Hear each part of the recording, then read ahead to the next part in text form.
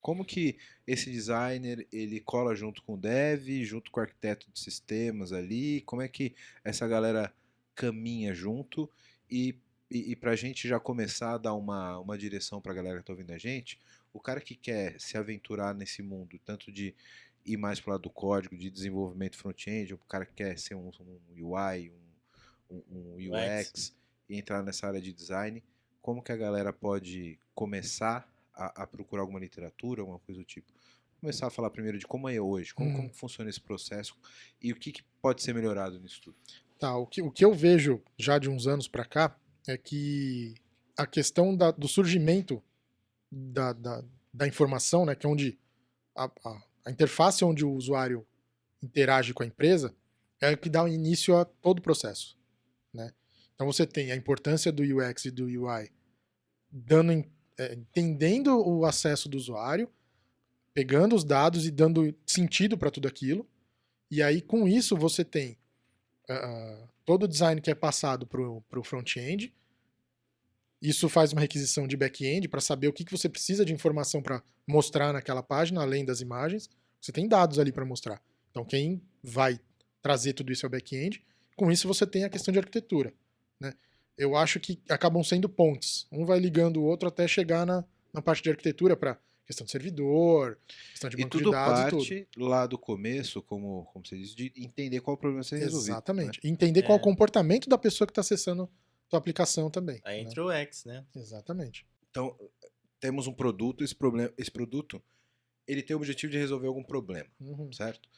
Então, acho que aí começa aqui com o designer, na parte, chama de designer, mas pode ser o UX, o UI, Sim. CX, Eu prefiro falar de designer mesmo, né? porque pode ser, ele pode estar em alguma dessas funções, né? Sim. Então aí o designer ele vai entender como resolver esse problema do ponto de vista mais de interação, etc. E aí tá a galera da técnica que também, pô, beleza, como é que a gente vai resolver isso do ponto de vista técnico? Vou Exato. criar uma API, vou criar um servidor, etc. Em algum momento essas coisas vão se confluir, né? Vão, vão se aproximar e isso vai se materializar numa interface, né? Sim. Que tem um estudo por trás daquela interface, né? Eu fiquei muito frustrado de você ter falado que não é só de BriaDiv e botar os input tags lá dentro. Falei, porra, cara. Mas pode não ser uma interface, às vezes a solução tá na mudança de paradigma da empresa, né? Do serviço, ali, do que você oferece. Então, às vezes a gente fala a gente tá falando de UX, né? UX significa experiência do usuário, né, em português. Então, tem coisas que a gente, tudo, é, tudo a gente quer oferecer uma interface pro cara, Uhum. né? Tudo se resolve com um aplicativo. Vamos fazer aplicativo. Vamos fazer um site aqui. Vamos fazer um e-commerce. Mas nem sempre é o necessário. Às vezes você já tem ali o seu aplicativo, ele funciona relativamente bem, mas a forma como você oferece o serviço, talvez você não precise ter um aplicativo, né? Às vezes a melhor experiência pro cara, às vezes é não ter uma interface para É, resolver o Né? problema, né? Aí esse cara vai sim, ficar triste, que ele não vai codar. Eu vou te falar que, na verdade, às vezes tem. Eu tava lembrando aqui, não sei se vocês já ouviram falar do IFTTT. sim, Sim. tem, sim. E Então, FTTT. o IFTTT acho que é um exemplo legal, O porque meu é você conectado com tem. a Alexa, cara. Então, você Faz um tem monte de coisa. toda a primeira interação do usuário para configurar qual que é o, entre aspas, robô. Vou colocar muito entre aspas, porque não é um robô, né? Mas qual é a ação que ele quer trigar ali, né? Para ficar automática. E aí você tem notificações. Então você trabalha muito com notificação. Que não é uma interface que você controla, que já é nativa do celular, mas você consegue interagir com o usuário. O bot Né? também é bot, né? Exatamente. Tem muita coisa. Então você tem ali muita.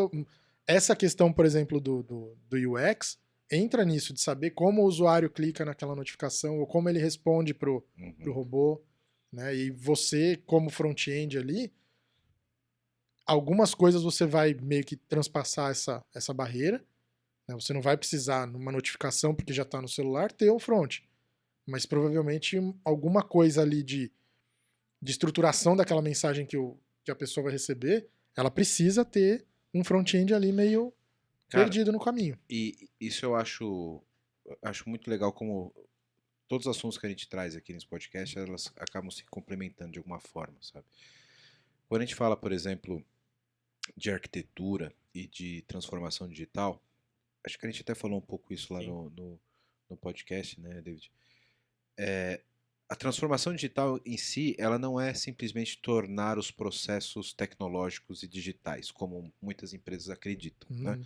Então o cara tinha um formulário de papel que o cara tinha que preencher de papel no balcão, o cara fez um aplicativo e mandou o cara preencher as mesmas coisas, que são dados que ele não precisa, pelo celular, e fala que a empresa passou por uma transformação digital. Exato. Não passou por transformação de porra nenhuma. Você só digitalizou um processo inútil que não precisava que não precisava existir, né? Quando a gente fala de transformação digital, o papel de centralidade do cliente, ele é essencial, né? E de você melhorar a experiência, centralizar isso no cara e tornar isso cada vez mais escalável, mais expansível e mais imersivo para o cliente, né?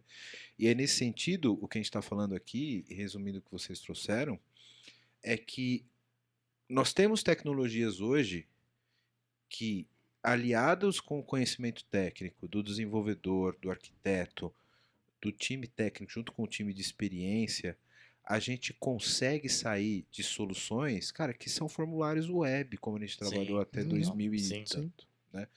Então a gente pode ter soluções com assistentes pessoais, com automação de processos, com coisas que envolvam internet das coisas, né? Que tem que partir lá da ponta do problema a ser resolvido, da experiência e com um time técnico multidisciplinar. Aí você vai fazer de fato uma transformação digital. Exatamente. Transformação digital não é só web. Isso é uma coisa que a gente tem que frisar aqui para quem está nos ouvindo, né? O digital não é mobile web só. Né? Parece que as pessoas estão presas na caixinha do mobile web.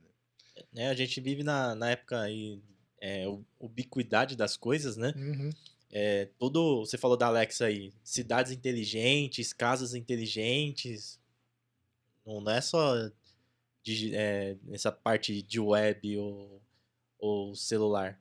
E eu acho que também voltando um pouquinho à questão aí da integração com o front, eu acho que a parte do designer também de experiência ali, ele fazer essa meio que trazer o time, sabe? Tipo, não deixar o front ou o desenvolvedor só nessa parte, mas fazer ele entender, entrar dentro do contexto e sugerir soluções também e proporcionar novas visões sobre o problema, né? Então, fazer como que o time inteiro pense nessas novas soluções, né?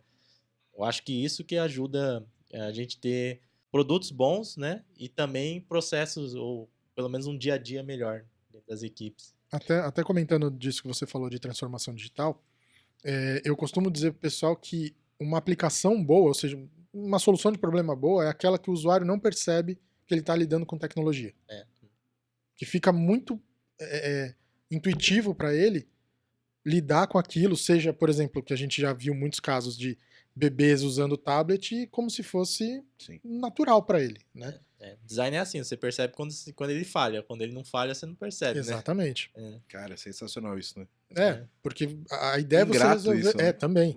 Porque eu brinco com o pessoal que eu sinto que o meu trabalho foi bem feito quando a pessoa tá usando o que eu fiz e ela não percebe que ela tá usando. Ela simplesmente usa, resolve o problema dela. Funciona. Simplesmente. Exatamente. E é esse o objetivo, né? É ter essa integração.